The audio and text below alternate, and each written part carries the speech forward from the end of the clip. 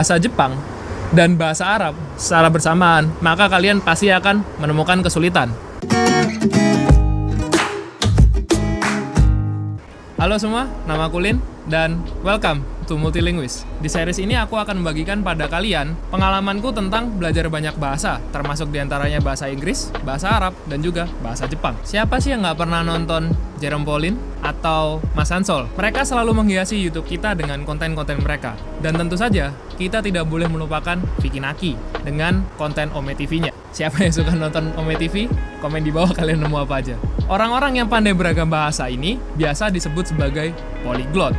Skill ini banyak dimiliki oleh beberapa orang, termasuk tokoh kenegaraan seperti Pak Karno dan lain sebagainya.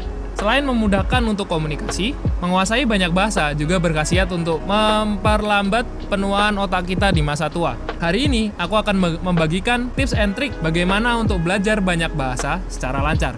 So, tips dari aku yang pertama adalah motivasi. Ya, kalian nggak salah dengar. Motivasi penting untuk belajar bahasa. Kalian harus tahu motivasi kalian belajar bahasa itu untuk ngapain? Ataukah untuk liburan? Ataukah untuk pendidikan? Atau hanya untuk pamer-pameran? Silakan kalian cari motivasi kalian sendiri. Semakin kuat motivasi kalian, kalian akan lebih rajin atau lebih disiplin dalam belajar bahasa tersebut. Kedua, kalian harus lihat keluarga bahasanya. Bahasa itu juga sama seperti manusia, punya keluarga, punya nenek, punya kakek, punya keturunan, dan lain sebagainya. Sebagai contoh nih ya, jika kalian adalah native speaker bahasa Indonesia, tentunya kalian tidak banyak menemui kesulitan untuk nonton Upin Ipin yang berbahasa Melayu. Dan juga mungkin kalian tidak akan kesusahan untuk belajar bahasa-bahasa turunan dari bahasa Indonesia, seperti mungkin bahasa slang Jakarta, atau mungkin bahasa slang daerah kalian yang menggunakan bahasa Indonesia, dan lain sebagainya. Dan juga, kalian akan mudah belajar bahasa Inggris kalau misalkan kalian adalah native speaker dari bahasa Belanda ataupun bahasa Prancis. Begitu juga sebaliknya. Kalau kalian bisa bahasa Inggris, kalian akan mudah untuk belajar bahasa Belanda, bahasa Prancis, ataupun bahasa Jerman. Kalian harus mengenali rumpun dari bahasa tersebut. Kalian harus mengetahui tentang kekerabatannya mereka. Semakin dekat negaranya, maka semakin berkerabat bahasanya. Jika kalian ingin mempelajari bahasa Jepang dan bahasa Arab secara bersamaan, maka kalian pasti akan menemukan kesulitan. Tapi kalau misalkan kalian belajar bahasa Inggris dan bahasa Belanda secara bersamaan, kalian lebih mudah untuk mempelajarinya daripada belajar bahasa Jepang dan bahasa Arab secara bersamaan. Yang ketiga, coba masuk forum internasional. Kalian suka main game online? Tentu banyak yang suka ya. Meskipun pasti banyak yang toxic game online-nya. Coba kalian join server Discord game-game online tersebut. Mungkin bisa Dota, kalian bisa join LOL, atau server Discord yang lain. Atau coba follow sosmed komunitas ya, kalau mereka tidak punya server official Discord-nya. Kalian coba saja mengobrol di sana.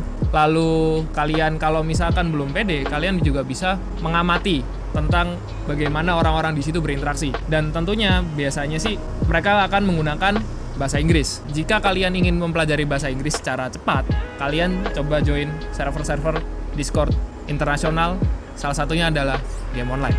Yang terakhir adalah learning from mistake. Suatu pengetahuan akan lebih nyantol kalau kalian belajar sendiri. Itulah kenapa K13 itu ada, menggantikan KTSP 2006 menuju K13 yang sekarang dengan berbagai macam revisi.